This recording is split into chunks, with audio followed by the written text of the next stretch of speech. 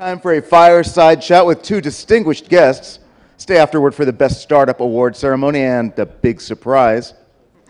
The Prophet of Augmented Reality will have a fireside chat right now to reflect about the event and the state of AR, along with the author of the best-selling books Damon and Freedom, techno-thrillers that embody the greatness and dangers of augmented reality. Please welcome to the stage Bruce Sterling and Daniel Suarez.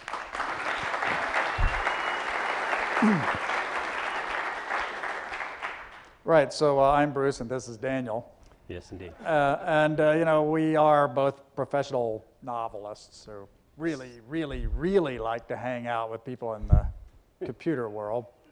And we rarely get a chance to talk shop and sort of like beef about our daily situation and sort of how we go about doing it and our fraught relationship with the high-tech world as guys who are like relics of paper literature. Right. It's eating us alive. So I thought we sort of like go over some of our grievances, because authors like to complain. I thought we'd sort of treat you to an authorial bull session here and kind of pull the curtain back a little bit on our own particular form of stage magic and try and talk about, you know, what goes on and how we see this. So, you know, I'm not a technician, unlike Daniel, but I am a science writer and a tech writer and a journalist. So that's what sort of pulls me behind the curtain. I don't always make up stuff about things. Sometimes I actually have to interview people and investigate things and try and write factual nonfiction. And if you don't tell the truth, they will sue you, or threaten to anyway. Whereas Daniel, you've actually been a guy who's a participant in the industry and has your own companies and so forth. Well, it was all of what was going on that pulls me, you know, out into writing, as opposed to the other way around. I didn't get.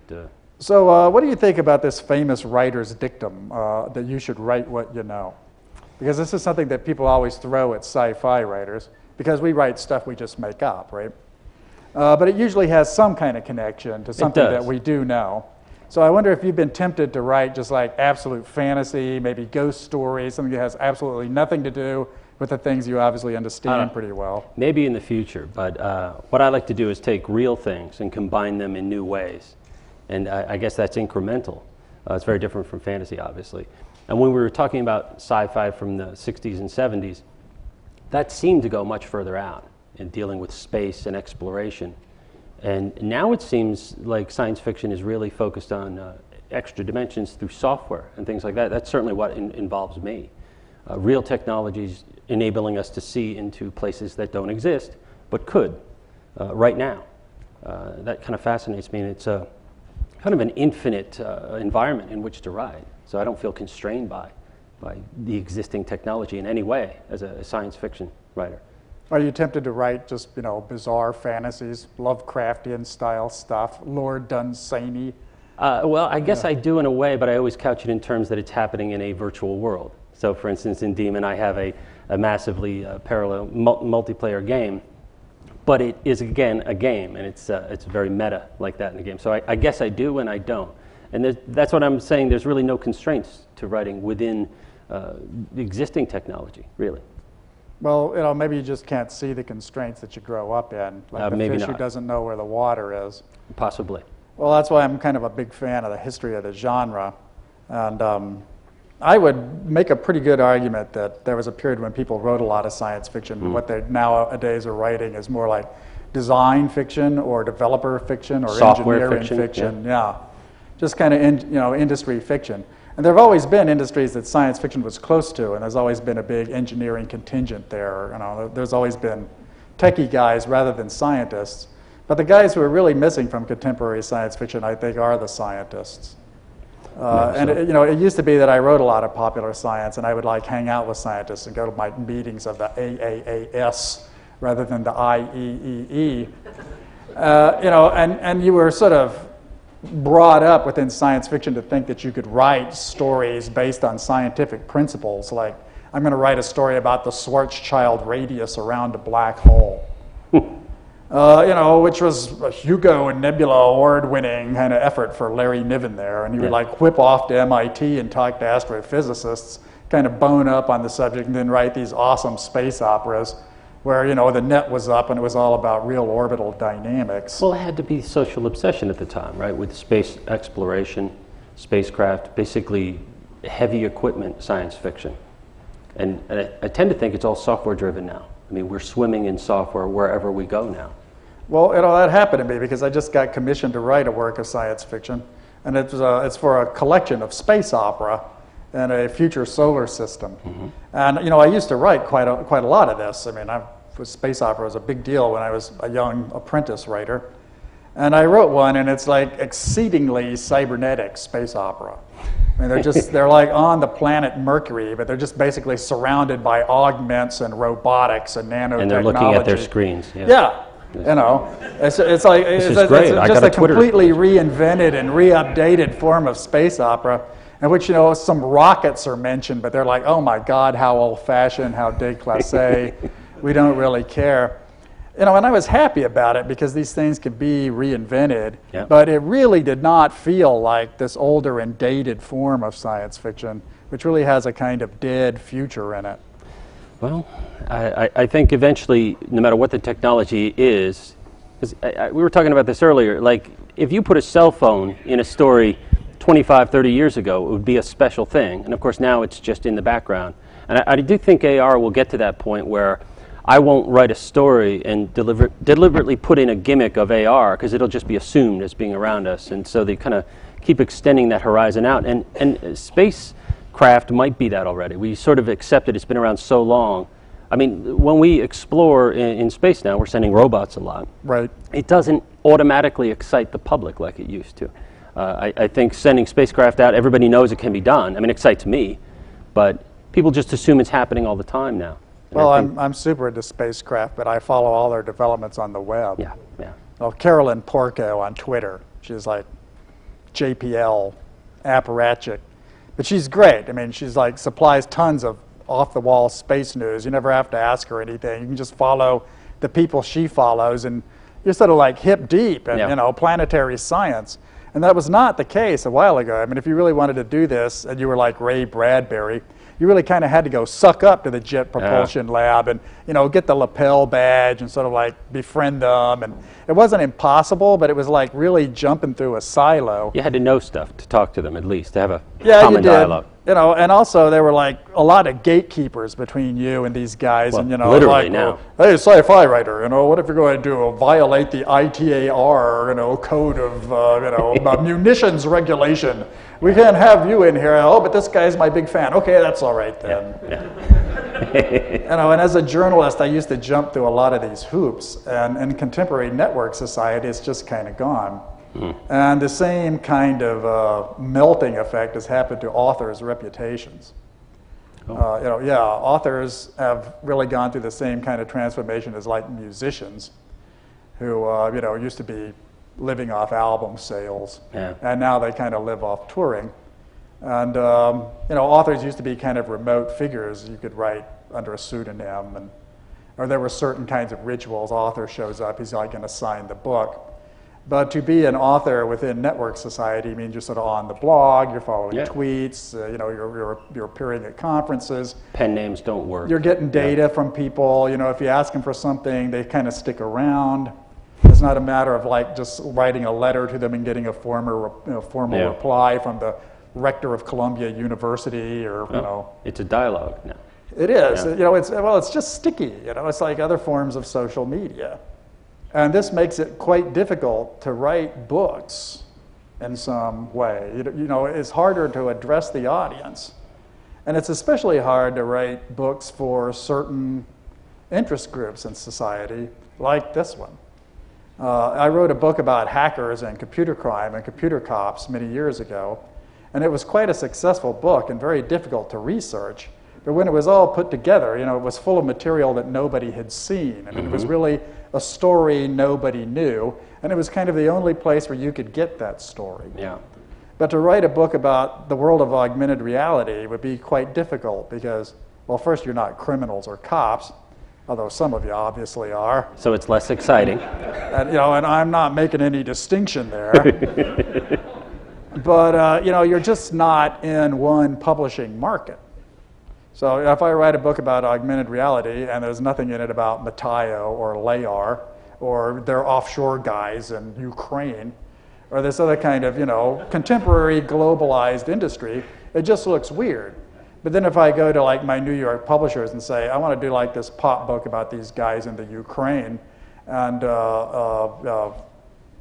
Austria and Holland, they're like, why? Right? And this is true even of Wired magazine, for whom I work and for whom I blog. And I have a blog on Wired, and it's full of augmented reality news, as you may well know.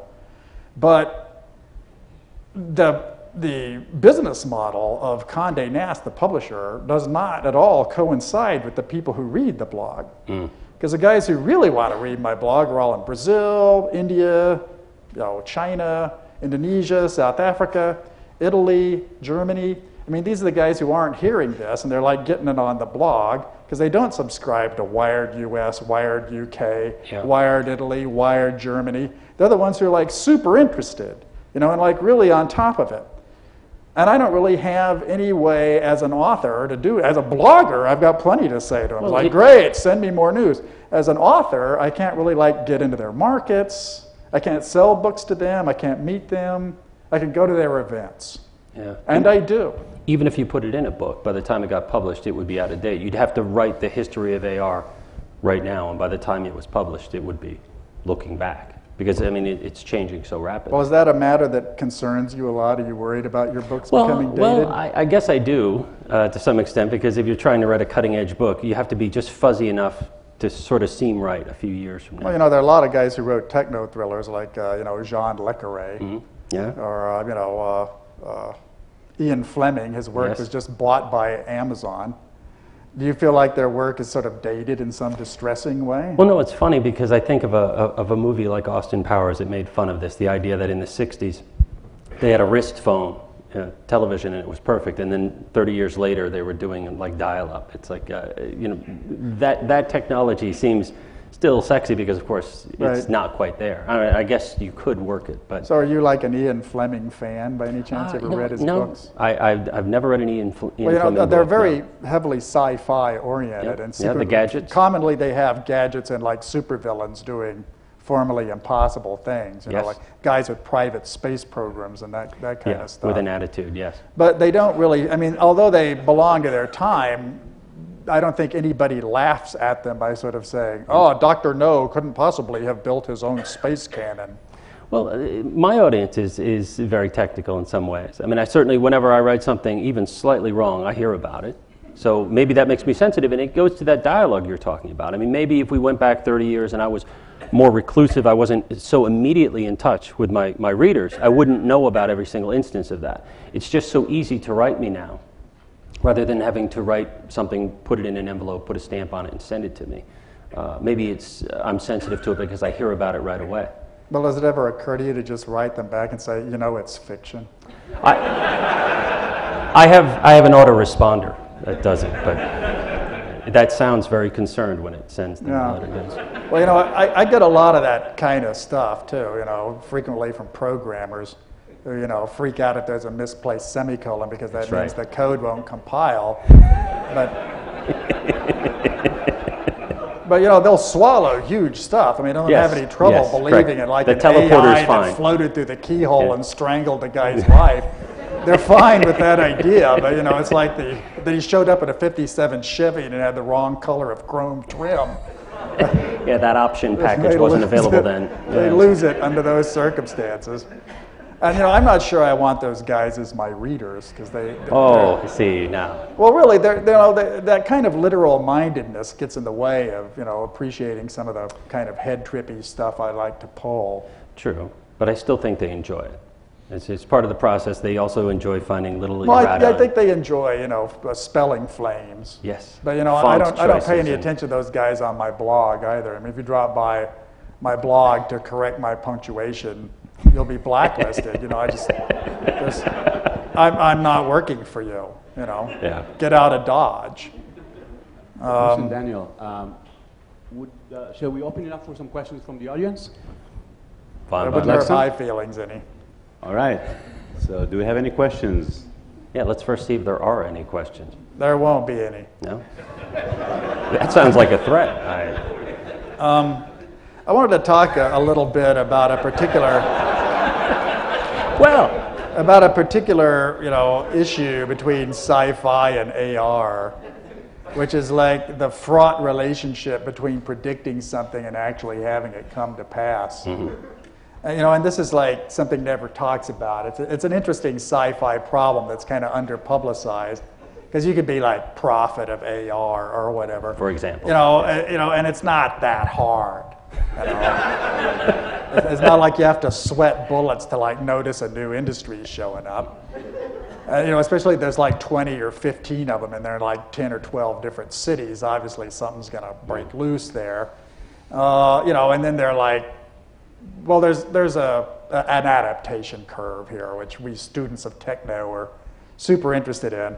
It's the arc of scientists to engineers to accountants to lawyers, which is what all startups go through. I mean, first there's some basic science, and then like some engineers start a company, and then the accountants fully vest, rub them out, try and actually make money, and that's your stage right now.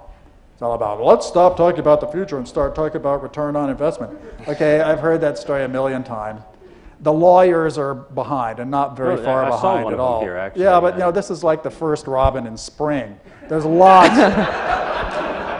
There's lots of lawyers on the far side of the accountants. You can trust me on this. And then at the end, after the lawyers, it's bankruptcy, jail, and technological obsolescence. And the search for the offshore account. Just like it is for, oh gosh, everybody else who's like gearing up for the giant patent war. So, it's the question mark, the rising star, the cash cow, the dead dog, and the museum. And there's only certain places where really imaginative people can effectively intervene.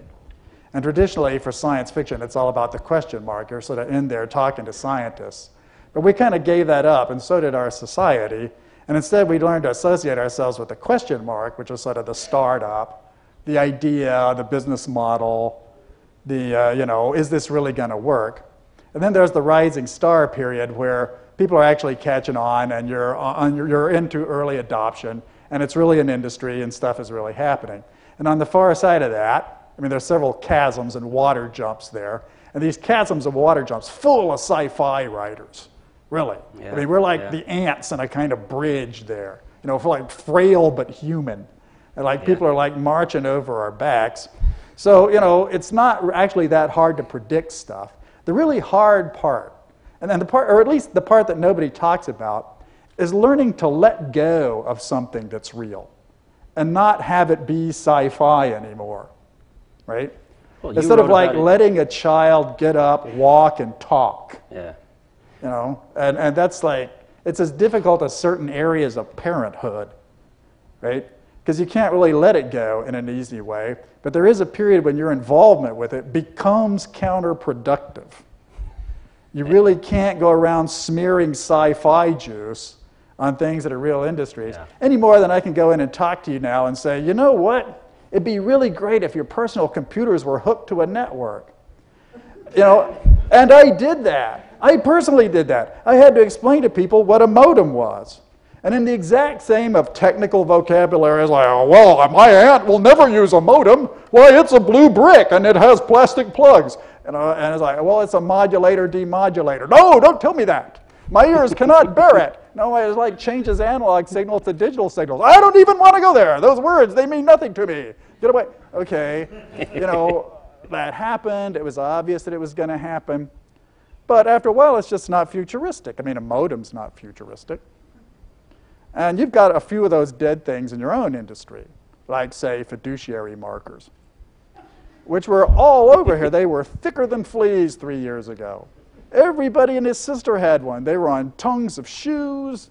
They were on shirts, hats, and now they're almost as dead as fax machines. Not quite. There's a couple of guys sort of sheepishly pulling them out.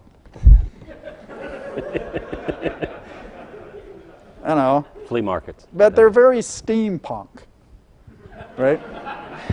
And there's going to be a lot of that stuff for you guys. And, you know, that's the kind of, I mean, a relationship with an object like that is super interesting to me. I mean, that's more interesting to me than, like, saying that somebody in your industry is going to make a lot of money. Okay, somebody will, probably not Facebook amounts, Angry Bird amounts, but, you know, some.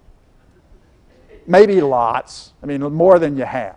That's easy to predict. I don't have to jump through flaming hoops of fire to figure that out. You know, everybody in this room more or less figures that out. There's certain things that are going to happen, but it's not that hard to figure. What's really hard to figure is, like, how sci-fi are fiduciary markers?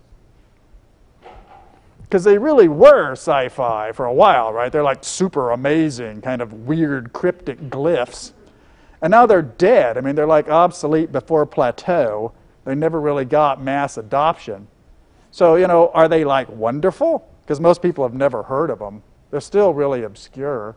I could write a sci-fi story about fiduciary markers, print it. People would eat it up. They're like, what? There's like dancing video on top of a piece of paper? Why, that's the most marvelous thing I've ever heard. Okay, it's not hard to do that. I mean, it's in some sense intellectually dishonest. But in terms of like writing fiction about something, entertaining people with it, making it marvelous, it's easy to do. It's a lot easier to make a fiduciary marker marvelous than it is to make something in your industry that's actually marvelous, like, say, those point cloud 3D mapping recognition things that like won the Augies. Yeah. I mean, that's a super sci-fi kind of thing. I mean, you look at a thing like that, it's like right out of a William Gibson novel in 1983. Like, really a mind-bending kind of 20th century cyberspace, far-out super city mapping, you know, very lyrical, weird, but very close to mass adaptation. It's not going to be weird in another 3 years. And it doesn't really need to be pumped up. On the contrary, you know, everybody in this room is anxious to deflate that and sort of say, you know what, all you have to do is like push a button and like aim it at the city skyline, and it like does something really useful. Tells you where you are, where the donuts are, where to get a salt pretzel in Munich. You know, they're doing everything they can to like obliterate the sense of wonder and like get it out of the way. And, you know, that's like a problem authors have, and journalists too. I mean, how amazing is it? To me, it looks pretty amazing. And for historians, it'll look pretty amazing. But for me to like go out with your industry and start blathering all over my blog about how amazing that is, that would actually harm you. That would damage your commercial potential. Far, far better that some mainstream thing say, you know, this particle thing is like hit the mainstream, and I think it's like something that your grandmother should use, right? I mean, it should be at like Facebook levels of adaptation. Boring, obvious, boring as a doorknob, as Martin Lenz Fitzgerald just said. So right. Business Week should do an article on it. They're kind of trippy at Business Week. Yeah, somebody lately they stupider. have, actually, yeah. Forbes. Forbes, okay. The Economist. Really, The Economist, yeah. Snooty, and you know. That's what you need, a snooty Snooty magazine. British guys. Hey, there's a couple of questions lining up here, so the queue is... All right, have at it. Quick question. Bob Kettner, in the science fiction of the 20th century, everything from H.G. Wells to Star Trek, there's an enormous kind of direction towards developing technology, and if it wasn't even utopian, it's like a better future. And even if it's dystopian, then there's some alternative, better, you know, culture that's coexisting and saving us from the dystopia. My question is, do you think that that sort of better future sort of optimism has any place or will appear in 21st century science fiction? Well, it certainly does in mine. I'm very optimistic about the future, mostly because the effort is spread out over many people. The tools are useful by many people to crowdsource these problems. And I think anytime you distribute that type of creative capability, things are going to be at least be measured. They're not going to be on either extreme. And I think that's all to the good. Now, still over time, as we've seen with the web, blockbusters emerge. People start to aggregate towards portals and things. And I think that will happen with AR. But that's going to be a choice. And I think, again, it's going to constantly be changing. think the move towards software as opposed to, let's say, away from hardware, heavy, big equipment, makes that possible. The idea of augmented reality, being able to put a UI up that can change instantly. You don't have to extrude new plastic to make it and distribute it. You don't have to have circuit boards produced. You can just keep changing it, and you have programmable hardware. That is going to give society, a civilization, this great adaptability we haven't had before, and I think really distribute that authorship, not just for books, obviously, but for the tools we use. So that would be my response to that. Well, I've got like a whole bunch of problems with that question. First of all, I'm a futurist, so I don't really think you ought to deal in optimism or pessimism about future things. I think futurity is a kind of history that hasn't happened yet. And so therefore you shouldn't be optimistic about what's happening in the 21st century any more than you'd be optimistic about the 16th century. You shouldn't like close one eye and say, boy, I really hope it's great, or gosh, it's going to be bad all the time, utopian or dystopian. You need to be like engaged with the facts instead of willing to follow what's going on. And then you can be a prophet of AR. Whereas if you're like always optimistic about AR, you're just going to be the empty-headed huckster of AR. And every possible little setback that the industry has is going to make you tremble all over, which is just kind of stupid. And more so than that, I mean, the idea that sort of Wells was like the super optimistic guy, or the 20th century sci-fi was optimistic, is not historically true. And it's something that we've retro-dicted onto the past because of our own anxieties. Actually, Wells was a very anxious guy. And anybody who's read his book, War of the Worlds, for instance, he's the first guy to, make up a story of aliens showing up with flaming tripods and killing all his neighbors. His work is kind of motivated by a lot of fear and class resentment. And the same goes for Jules Verne. All his later books are not optimistic. They're very cynical, tough-minded books, not very popular.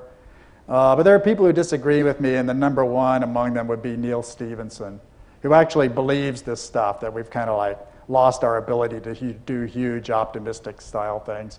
And he's starting a very interesting new collaborative effort with Arizona State University to like get together think tanks of technicians and science fiction writers and blue sky about really trippy, far out, big high-tech projects.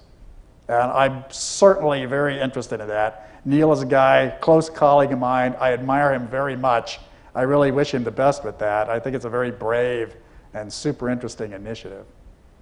I got a style question. So one of my favorite stories is Heart of Darkness, Joseph Conrad. I'm sure you guys have read it. And just to illustrate this idea to other people, I don't know the vocabulary of writers so well, so maybe you can tell me it. There's this mechanism he uses where he's like, it's a guy on a river telling a story to the other people in the boat, and then it's a story about some people in a river on a boat. And then some very strange things happen, and then he goes back and he has this really horrible conversation with the guy's wife, and you realize like all the strange things that were up with the guy's wife, and then he kind of just brings it back to the boat and he throws it in your lap, and you're like, that's life, oh my God, and it's the end of the book. Right. And that kind of that hopping between those different phases, I see AR as maybe being the kind of thing that stories about it may be able to use. Do you see that kind of mechanism available to the stories written about AR, or even the stories written in AR? Well, I actually see that. I mean, when I was first here, I said that I thought AR was going to be the first pure play experience design industry.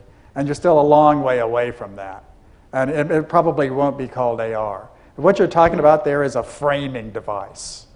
That's a framing device, and it serves as a kind of like nuclear blast chamber for this like intense emotional thing with the, so we're in there, we're like comfortable, then we're like pulled in, then we're pulled back out instead of allowed some catharsis. And that's a narrative trick that's in novels, but it's also in theater and even in certain kinds of songs, concerts, operas, and so forth. So, that has a lot to do with the way human beings experience emotionally intense things. And, experience design, which scarcely exists, is the first form of design of which literature would be a subset, right? Because reading a book is an experience, it's a particular kind of experience. So yeah, I would think that really good, experienced designers, besides talking like Ben Cervini, and what a speech he gave here. It was worth coming 9 time zones to hear that guy carry on. You know, a mature, experienced design would be able to do what you're saying there, and would not have to borrow it because it would just be like part of what they did. You're not there yet. So it would be a malleable enough tool to basically encompass anything. To me, I would think that, you know, as a literary device, that would just be one thing that AR could do. I mean, you could. Yeah. Well, you know, there are creatives and then there are platforms. Yeah. And, you know, book writing on paper is really a platform. Yeah. And it took me a long time to figure that out. But it is, and it's just a subset of other forms of creativity. And I imagine conventions will arise in storytelling in AR. Just like Now, they they're do in always books. reinvented. I mean, you Yeah. know, half of them are kind of left brain things you do anyway. Yeah. You know, it's hard to sort of like nail this stuff down to the wall, but I know that I really know the paper society I grew up in is one with the ages now. All right, thanks to your praises, I think I get to ask the last question here. Yes, Ben. But I'm curious. I think that there's one thing that very much cements the relationship between science fiction and the technology industry, which is cult design. Which is basically what you have to do is build a self-rationalizing space in which people can inhabit. It fell apart. And so do now, certainly Steve Jobs, who's, you know, reality distortion field we're actually almost inside of, well, always inside of now, but almost physically inside of as well. But the whole new crop of Zuckerberg and his hoodie out there, you know, creating a new reality on on Wall Street. So I'm wondering whether, you know, you guys are ever tempted by, you know, we're only a couple miles away from Sand Hill Road, where they're buying science fiction all the time. Right. And I'm wondering whether either of you have been lured into the sort of world of speculative science fiction venture. You ever think of becoming a cult leader? We have 1 minute. Well, now that you mention Like it. founding your own church? No, I just do that in fiction, and I do it through you know, antagonists and things. But as far as that, I mean, I'm from Los Angeles, so if there's anything I got pulled into, it's Hollywood and not Sand Hill Road. So, no, not yet. I mean, you could pull science fiction writers into stuff, but it's rare. I mean, they've always got sort of tendrils going outside that box, and I think that's very typical. I don't know where you were born, but the very typical sci-fi writer experience is to be in a different country at an early age. And, you know, it's that sort of sense. You're allowed to do world building because you're like moved from one world to another, and you come to realize how many habits are arbitrary. And that happened to Steve Jobs, too. He had this like famous Indian pilgrimage thing that he never spoke about, but I think that must have been some kind of turning point for him, you know, this kind of spiritual experience among extremely alien circumstances. And that's why he had the power to impose his reality distortion field on others, because he'd sort of moved outside that box. Yeah, obviously your industry has plenty of people that have imposed their own reality distortion field on response. Well, you know, you can do it for a short period of time, or you can like actually become like the founder of Scientology and you know, and basically rob and deceive people. Or you could become Newt Gingrich, who's, you know, quite a well-known sci-fi writer, and, you know, That's right. with a lot of His friends, Lunar a Colony lot book of was friends great. in our industry. I mean, he's really quite tight with people who, you know, so many options. What are you going to do? But, you know, the ground kind of shifts below our feet, or, you know, otherwise we wouldn't be here. We'd be at a bookstore, and you'd be like, we'd be signing stuff. Let's hear a big thank Which is you, a rubbish. round of applause for Daniel Suarez and Bruce Sterling. That was fun. Yeah. But, paths will cross some other And time now, there. it's time to present the award for ARE Best Startup. And a big fat $5,000 check. Please welcome Qualcomm's AR wizard. Here's Jay Wright.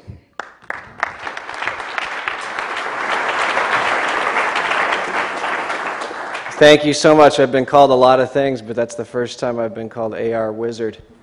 Before I present this award, I would like to take a moment to thank and recognize all the sponsors, exhibitors, speakers, and all of you for making this year's event a success. Thanks so much.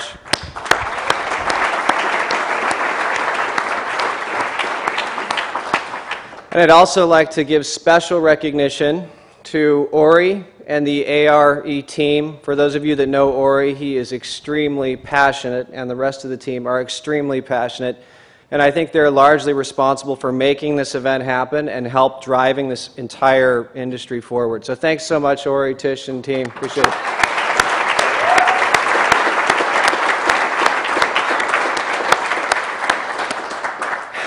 And with that, it is time for the presentation of the award. So we had, what do we have? 5 different presentations in the Startup Awards, and I think the quality of the companies and presentations and products that we saw this year were noticeably improved on what we saw last year. Nothing bad meant to the folks last year. I think it's just a sign of maturity of the whole industry and commercial success that people are starting to see. So we spent some time deliberating, and after having our deep conversations, we decided that the award and $5,000 should go to Ketchum and David Merriman. So David, if you're here, congratulations.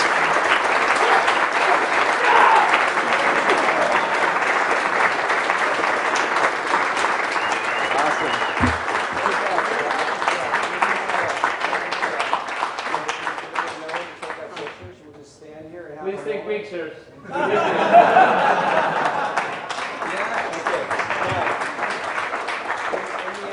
Give you a hard time trying to cash or deposit this. Or else we have this one.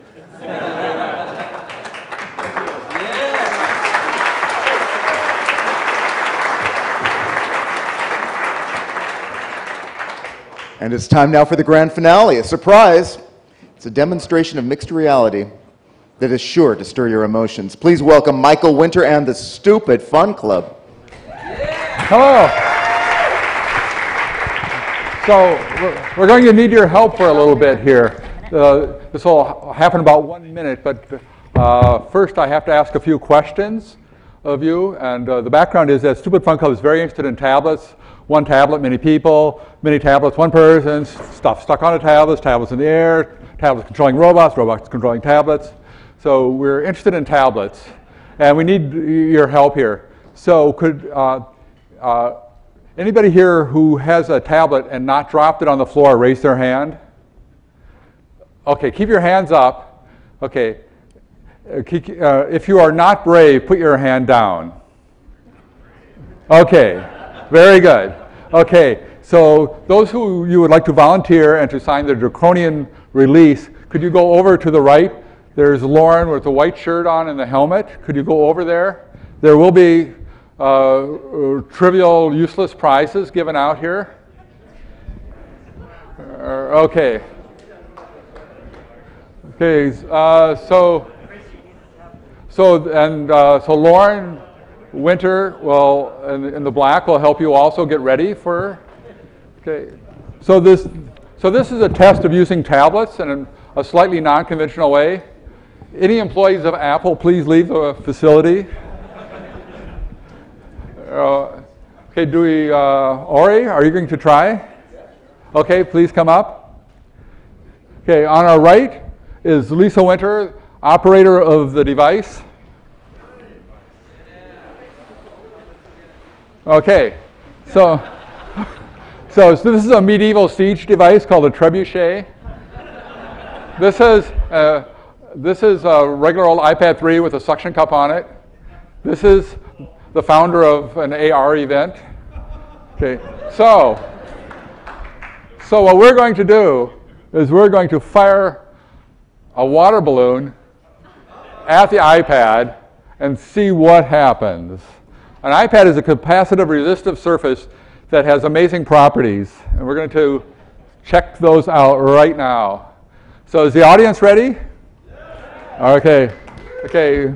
Lauren, are you ready? Ari, you look ready. Okay. Lisa, are you ready? 5, 4, 3, 2, 1, launch. Okay. Okay, now that was the easy one. Okay, that was a practice one. Now for the real money. Okay, I fixed it. Okay, very good. Okay. Okay, now hold it in a more unique, fun, and entertaining way for the audience, and then you'll be eligible for a prize. Okay. Okay. Okay, yeah. Who thinks he can do this? Okay.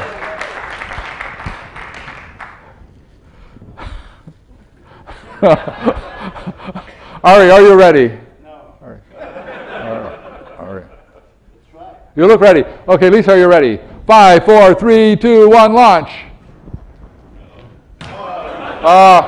No prize. I'm sorry. But very good try. Let's give a hand for Ori. Very good. Okay, can we have the first volunteer?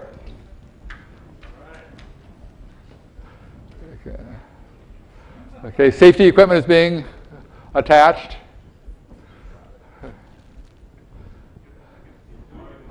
Okay, Lauren is demonstrating how to stop the logo from rotating or make it rotating faster. Can you stop it from rotating? Okay, we have the volunteer here. Okay, do you want to practice one first, or do you want to do the blindfolded one? So you're going to do it blind with your eyes open? Okay, so you have to hold that. Okay, this has never been done before. Okay, very good. Okay. He's wearing augmented eyewear. He is. Okay. 5, 4, 3, 2, 1, launch. Oh no, it was a dud. Okay, we need him to go a little further.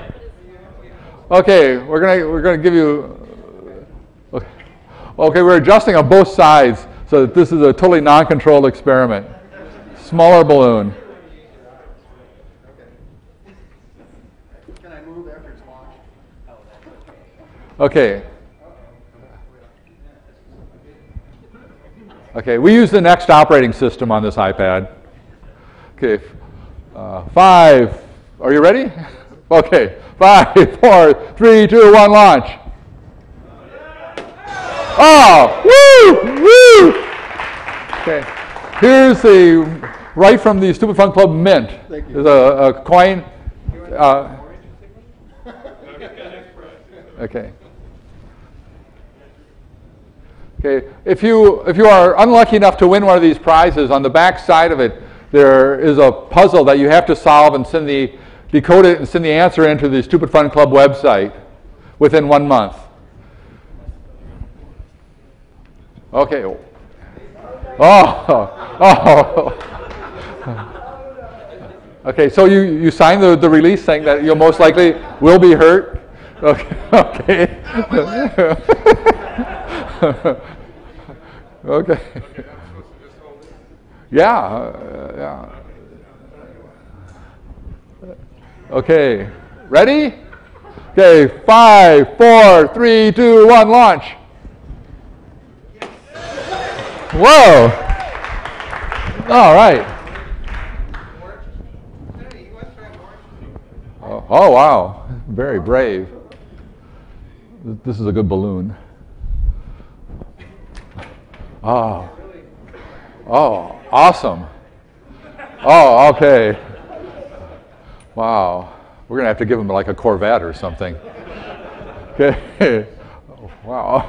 Okay. Are you ready? 5, 4, 3, 2, 1, launch. Oh, whew! You were using that as a crutch. Sorry. Okay. Well, you definitely. Oh yeah, that was like. I wish we did have like a new house or something for you. Okay. Okay.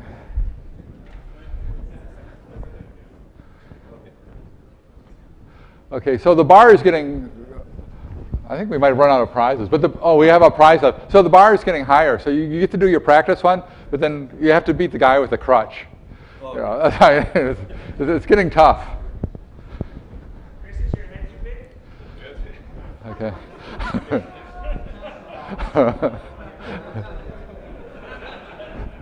Okay. Okay. So, if you would like to throw a water balloon at your heckler, you're welcome to. In a loving way. Okay. Oh. Okay. These, by the way, these are actually special balloons that will not hopefully break on audience members. Okay.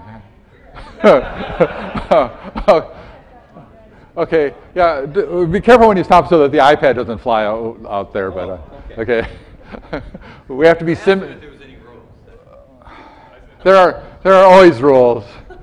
We have to be semi-responsible here. Okay, you ready? 5, 4, 3, 2, 1, launch. Oh, okay. One more try. By the way, yeah, it's really good that you swung it up. But these are very good suction cups. Okay. Okay. 5, 4, 3, 2, 1, launch. All right.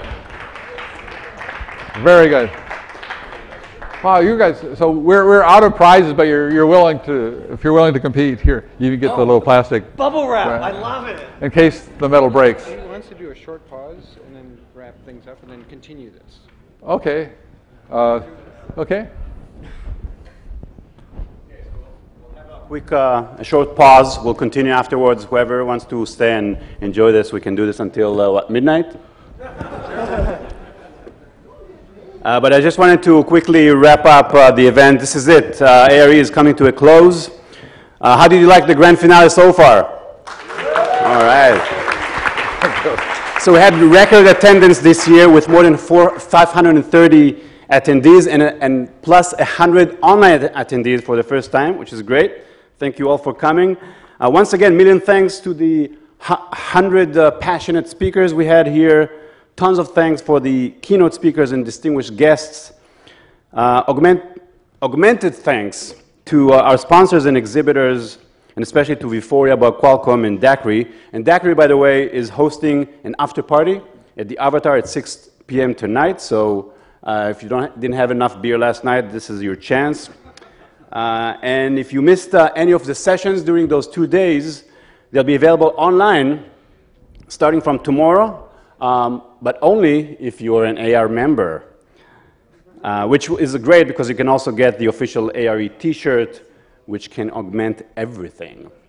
So folks, I hope you had fun and made some AR goodness last 2 days. See you next year at ARE 2013, right here on May 7th and 8th, right here in Santa Clara. But don't wait until then. Join the movement today and help drive awareness to augmented reality on a local and global basis. We'll be in touch. Thanks very much. Take care.